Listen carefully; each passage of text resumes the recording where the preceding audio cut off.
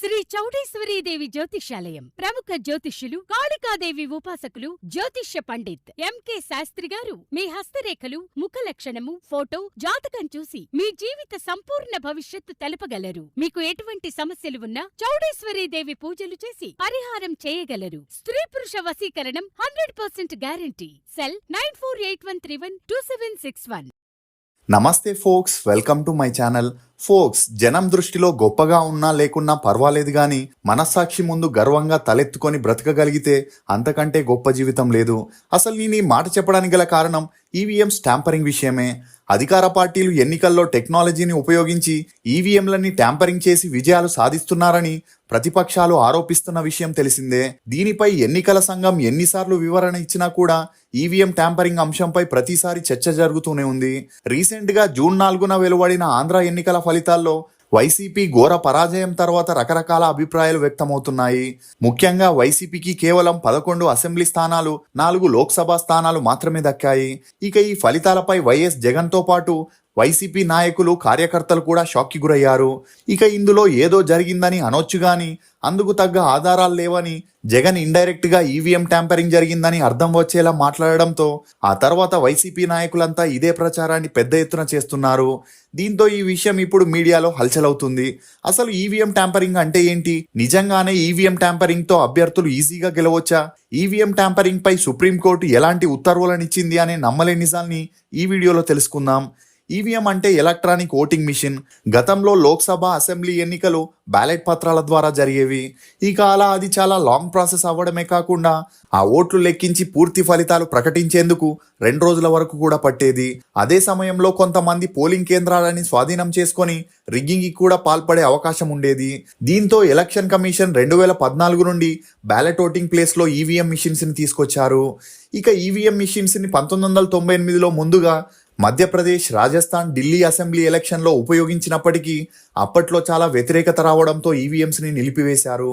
కానీ ఎలక్షన్స్లో దొంగోట్లు వేయడం, రిగ్గింగ్ చేయడం లాంటివి ఎక్కువ అవ్వడంతో ఎలక్షన్ కమిషన్ 2014 నుండి ఇండియాలో ఎక్కడ అసెంబ్లీ ఎలక్షన్స్ జరిగినా ఈవీఎం మిషన్స్నే వాడడం మొదలెట్టింది.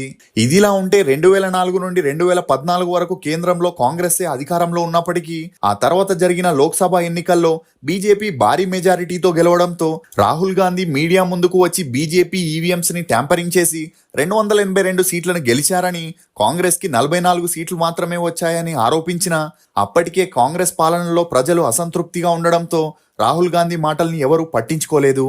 ఇక 2018లో జరిగిన తెలంగాణ అసెంబ్లీ ఎలక్షన్స్ లో కూడా 119 సీట్లకి టీఆర్ఎస్ 88 సీట్లని గెలవడంతో అటు ఉత్తమ్ కుమార్ రెడ్డి, ఇటు బీజేపీ లీడర్ లక్ష్మణ్ కూడా కేసీఆర్ తన అధికారాన్ని దుర్వినియోగం చేసుకొని ఈవీఎం మిషన్స్ ని ట్యాంపరింగ్ చేసి గెలిచాడని ఆరోపించినా అందుకు సరైన ఆధారాలు లేకపోవడంతో ఏం చేయలేని పరిస్థితి ఉండేది. ఇక ఇదే క్రమంలో 2019లో ఆంధ్రాలో జరిగిన ఎన్నికల్లో జగన్మోహన్ రెడ్డి ఈవీఎం మిషన్స్ ని ట్యాంపరింగ్ చేసి 150 సీట్లను గెలిచాడని 2014 నుండి 2019 వరకు సీఎంగా ఉన్న చంద్రబాబు నాయుడు మీడియాలో వాపోయారు. కానీ చంద్రబాబు నాయుడు రాజధాని ఇండస్ట్రీ డెవలప్మెంట్లో పడి సామాన్య జనాల్ని పట్టించుకోకపోవడంతో జనాలందరూ జగన్కి ఒక ఛాన్స్ ఇచ్చారని చెప్పొచ్చు. ఇక 2023లో జరిగిన తెలంగాణ ఎలక్షన్స్ లో రేవంత్ రెడ్డి కూడా ఈవీఎం ట్యాంపరింగ్ చేశాడని అటు కేసీఆర్, ఇటు కేటీఆర్ కూడా మీడియాలో వాపోయారు. కానీ కేసీఆర్ మరియు తన ఫ్యామిలీ నిరంకుశ ప్రభుత్వానికి విసుగు చెందిన తెలంగాణ ప్రజలు కాంగ్రెస్ ని గెలిపించారనే చెప్పొచ్చు. ఇక 2024లో జరిగిన ఆంధ్ర అసెంబ్లీ ఎన్నికల్లో చంద్రబాబు నాయుడు 135 సీట్లను గెలిచి జగన్ 11 సీట్లని మాత్రమే గెలవడంతో జగన్ మీడియా ముందుకు వచ్చి చంద్రబాబు నాయుడు ఈవీఎం ట్యాంపరింగ్ ద్వారానే ఇన్ని సీట్లను గెలిచాడని, తమకి వచ్చిన ఓట్లని వారికే వచ్చేలా చేసుకున్నారని ఇండైరెక్ట్ గా చెప్పడం జరిగింది. నిజానికి జగన్ పేద జనాలకి సంక్షేమాలు, పెన్షన్లు అని పల్లెటూరులో ఉండే 50కి పైబడ్డ వారికి ఎక్కువ పథకాలను ఇస్తూ రాజధాని డెవలప్మెంట్ ని గాని, ఇండస్ట్రీస్ ని తీసుకురావడం గాని, నిరుద్యోగులకి ఉద్యోగం ఇప్పించడం లాంటి కార్యక్రమాల్ని చేయకపోవడంతో పాటు వైసీపీ నాయకుల దురుసుతనం వల్లే జగన్ ఈ ఎలక్షన్స్ లో 11 సీట్లకి మాత్రమే పరిమితం అవ్వాల్సి వచ్చింది. ఇక 2024 ఎలక్షన్స్ లో బీజేపీ 240 సీట్లను గెలిస్తే కాంగ్రెస్ 99 సీట్లను మాత్రమే గెలిచింది. కానీ రాహుల్ గాంధీ మరియు తన టీం బీజేపీ ఈవీఎం ట్యాంపరింగ్ చేసిందని, లేదంటే కాంగ్రెసే అధికారంలోకి వచ్చేదని వాపోయాడు. నిజానికి 2019లో బీజేపీ 303 సీట్లను గెలిచి ఎవరి సపోర్ట్ లేకుండానే కేంద్రంలో అధికారాన్ని స్థాపించింది. అలా అప్పటి నుండి ఎన్నో అభివృద్ధి కార్యక్రమాలని చేస్తూ దేశ జీడిపిని కూడా పెంచడం జరిగింది. దీంతో ఈసారి కూడా బీజేపీ 350 సీట్లను దక్కించుకుంటుందని అందరూ అనుకున్నారు.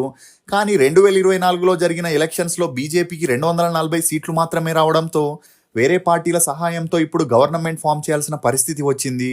ఇక ఇందుకు ముఖ్య కారణం మణిపూర్ ఇన్సిడెంట్ లో బీజేపీ గవర్నమెంట్ ఇమీడియట్ గా యాక్షన్ తీసుకోకపోవడం, మరియు అయోధ్యలో రామ్ మందిరం కట్టినా కూడా ఉత్తరప్రదేశ్ లో కొంతమంది బీజేపీ కార్యకర్తలు దళితులు మరియు ముస్లింలకి ఉద్యోగాలు ఇవ్వకుండా వారికి విరుద్ధంగా పనిచేయడంతో ఎలక్షన్స్ లో బీజేపీకి ఎస్సీ ఎస్టీ మరియు ముస్లింల ఓట్లు రాకుండా ఇతర పార్టీకి వెళ్ళాయని చెప్పొచ్చు. ఇక ఇదిలా ఉంటే కేఏ పాల్ కూడా తన కుటుంబ సభ్యులైన 22 మంది తన పార్టీకే ఓటు వేయగా కేవలం 4 ఓట్లు మాత్రమే రావడం ఏంటి అని కేఏ పాల్ ఇప్పుడు ట్యాంపరింగ్ పై కోర్టుని ఆశ్రయించడం గమనార్హం. ఇక ఇలా రాజకీయ నాయకులందరూ ఈవీఎం ట్యాంపరింగ్ జరిగిందని ఆరోపిస్తుండడం చూస్తుంటే నిజంగానే ట్యాంపరింగ్ జరుగుతుందా, జరిగితే ఎలా జరుగుతుందా అనే క్వశ్చన్స్ చాలా మందిలో వస్తున్నాయి. ఈవీఎం ట్యాంపరింగ్ అంటే ఎలక్షన్స్ జరిగాక ఈవీఎంస్ లో ఉండే నిక్షిప్తమైన డేటాని తారుమారు చేయడం అని అర్థం. అంటే ఓడిపోయే అభ్యర్థిని గెలిచినట్టుగా, గెలిచిన అభ్యర్థిని ఓడిపోయినట్లుగా చూపించడం అని అర్థం. ఇక ఈవీఎం మిషన్లకి ఇంటర్నెట్ కనెక్షన్ ఉండదని మనం ముందుగా తెలుసుకోవాలి. ఇంటర్నెట్ తో కనెక్షన్ లేకపోతే దాన్ని హ్యాక్ చేసి తారుమారు చేసే అవకాశమే ఉండదు. ఇక ట్యాంపరింగ్ లో మొదటి రకం పోలింగ్ బూత్ లోకి వెళ్లి ఈవీఎం మిషన్లని తమ కంట్రోల్లోకి తీసుకొని ఓటర్లకి బదులుగా తామే బటన్ నొక్కి ఓటు వేయడం. కానీ పోలింగ్ బూత్ లో ఎన్నికల సిబ్బంది, సీసీటీవీ పరికరాలు, వివిధ పార్టీల ఏజెంట్లు అక్కడే ఉంటారు కాబట్టి ఇలా చేయడం అసాధ్యమనే చెప్పొచ్చు. ఇక ట్యాంపరింగ్ లో రెండో రకం ఏంటంటే ఓటింగ్ ముగిశాక పోలింగ్ ఏజెంట్ల సమక్షంలో ఈవీఎంలని సీల్ చేసి భారీ సెక్యూరిటీ మధ్య వాటిని స్ట్రాంగ్ రూమ్ లోకి పంపిస్తారు. ఇక అలా ఈవీఎంలని తరలించేటప్పుడు గాని, వాటిని స్ట్రాంగ్ రూమ్ లో పెట్టినప్పుడు గాని తమ పార్టీ ఓట్లతో నింపిన ఈవీఎంస్ ని ఒరిజినల్ ఈవీఎంస్ ప్లేస్ లో రీప్లేస్ చేసి ఫలితాలని తారుమారు చేయొచ్చు.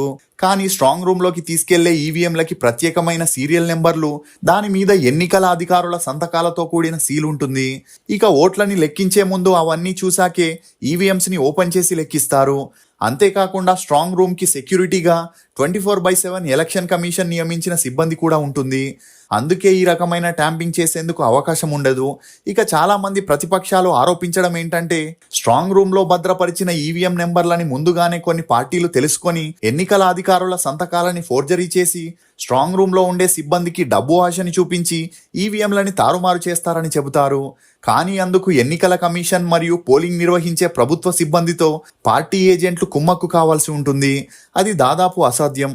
ఒకవేళ కుమ్మక్కైనా తారుమారు చేయాలనుకున్న వ్యక్తుల దగ్గర ఈవీఎంలు ఉండాలి. అవి అంత ఈజీగా ఎవరికీ దొరకవనే చెప్పొచ్చు. ఇక ట్యాంపరింగ్ లో మూడో రకం ఏంటంటే ఈవీఎంలను తయారు చేసే చోటే వాటిని ట్యాంపరింగ్ చేసేందుకు అవకాశం ఉంటుంది. కానీ వాటిని ఎలక్ట్రానిక్ కార్పొరేషన్ ఆఫ్ ఇండియా మరియు భారత్ ఎలక్ట్రానిక్ అనే 2 ప్రభుత్వ సంస్థలు మాత్రమే తయారు చేస్తాయి. ఇక అలా వాటిని తయారు చేస్తున్న ఇంజనీర్లని పట్టుకొని ట్యాంపరింగ్ చేయొచ్చు. కానీ వారు తయారు చేసిన ఈవీఎం మిషన్లు దేశంలోని ఏ ప్రాంతానికి వెళ్తాయో వారికే తెలిసే అవకాశం ఉండదు.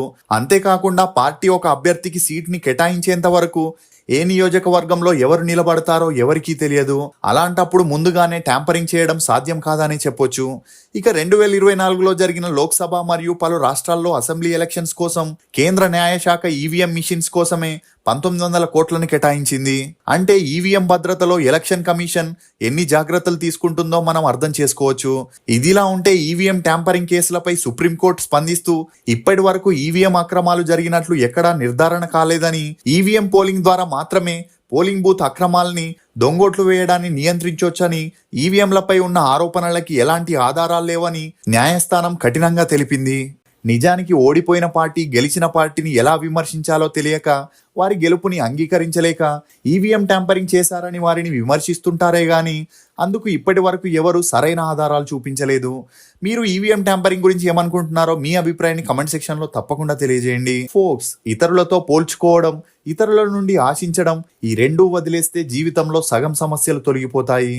ఇది ఫోక్స్ ఈవీఎం ట్యాంపరింగ్ లో కొన్ని నమ్మలేని నిజాలు. ఈ వీడియో మీద మీ అభిప్రాయాన్ని కమెంట్ సెక్షన్ లో తప్పకుండా తెలియజేయండి. మేము చేసిన ఈ వీడియో మీకు నచ్చినట్లయితే ఒక లైక్ ద్వారా మీ సపోర్ట్ ని మాకు తెలియజేయండి. For more interesting videos please subscribe to CR voice. Thank you.